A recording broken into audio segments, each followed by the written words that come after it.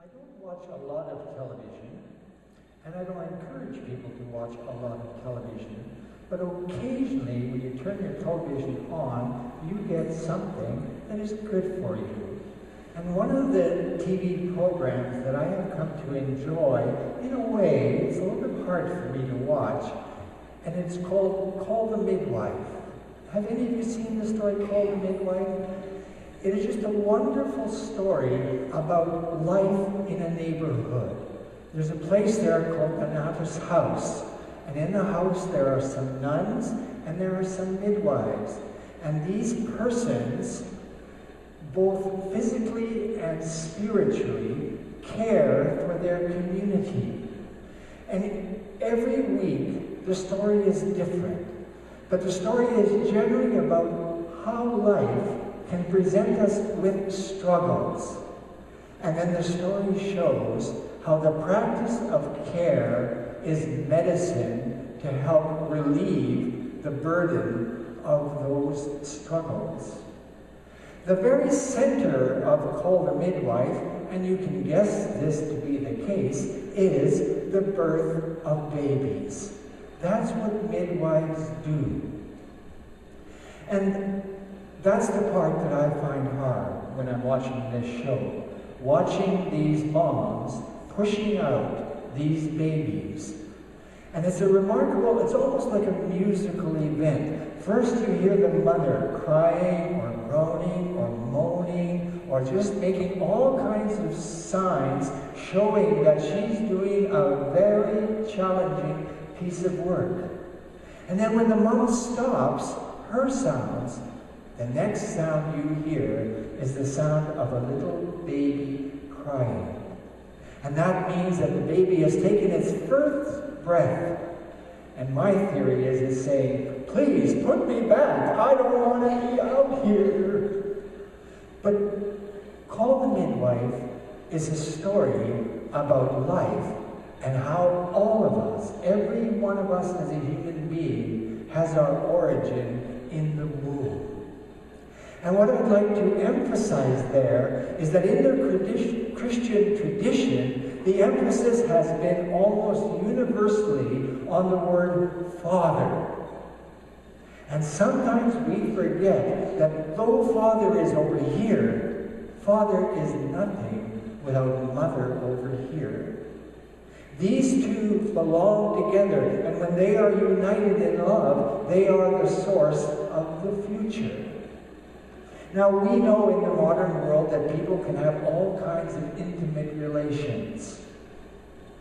Men and men, women and women. But the only relationship up till now that can produce new life is the relationship of a dad and a mom. And that's important to remember. Moms matter very much, and they have mattered throughout history. I sometimes think, what was it that Jesus learned in his mother's kitchen? What was it that he experienced from his mother's love?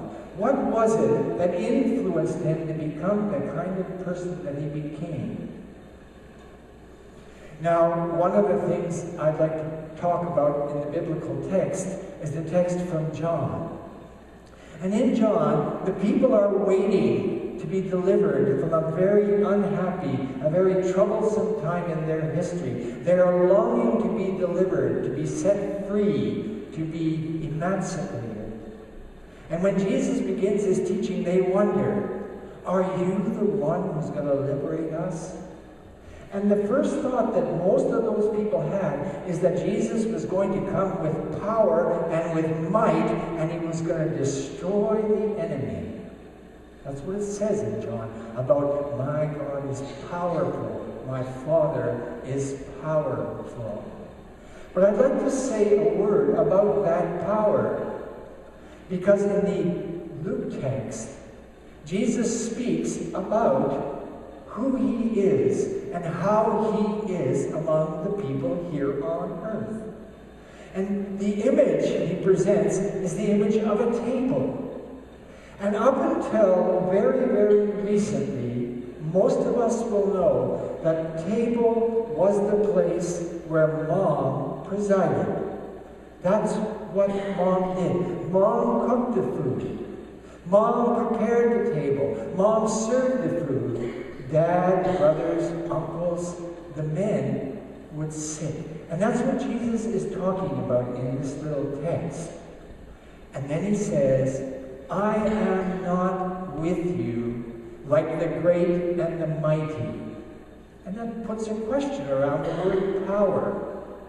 And then he says, I am among you as one who serves. And the image he has just used about the table and who sits and who serves, he identifies himself with the women of his culture. I am not among you as your typical man seeking power and privilege and prestige in the world. I am among you as one who serves, a servant. And that offers us a tremendous opportunity to reconsider the values that govern and direct our lives. Now the Acts text presents us with a woman, Tabitha. And she is recognized by her whole community as somebody who has done good for others.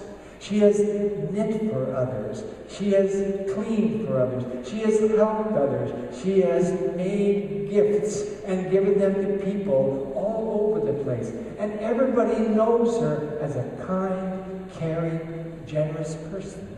And when she dies, there's a whole lot of sadness about that. But Peter happens to be coming through town, and the Bible is all about resurrection. And Peter is called, and Peter goes and sits with her and prays to God, and the life comes back into Tabitha. The life comes back into her. She is raised from the dead. She is resurrected.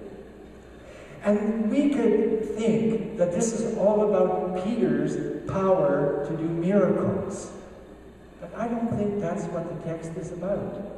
I think the text is about recognizing that a woman in the middle of a community has done such good, and that her resurrection shows that she is a participant with Jesus in sharing the love of God in the world. She is like Jesus, one who serves.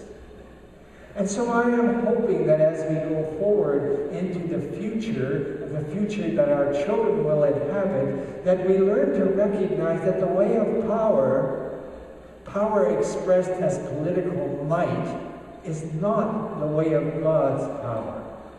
The way of God's power is that quiet, patient, persistence, practice of care. Caring for one another. Caring for those who are hungry, caring for those who are naked, caring for those who are oppressed. This is where God's love is coming into the world. And this is our opportunity. Because if we think in terms of political power, we recognize how limited we are. But when it comes to the power of compassion, the practice of care, every one of us has the ability to do this. And that leads me to the 23rd Psalm, which will be my last word on this topic. The Lord is my shepherd, I shall not want. It's a psalm, it's poetry, all about a human being feeling secure in the care of God. It's all about being loved, being nurtured, being protected. And in many ways, the shepherd image in the 23rd Psalm is an image that can be very fitting for the role of women in our society. The feminine spirit to balance out the masculine spirit. To get rid of the dominance of one gender and to establish the equality of persons. Each of us has the ability to practice care, and I encourage you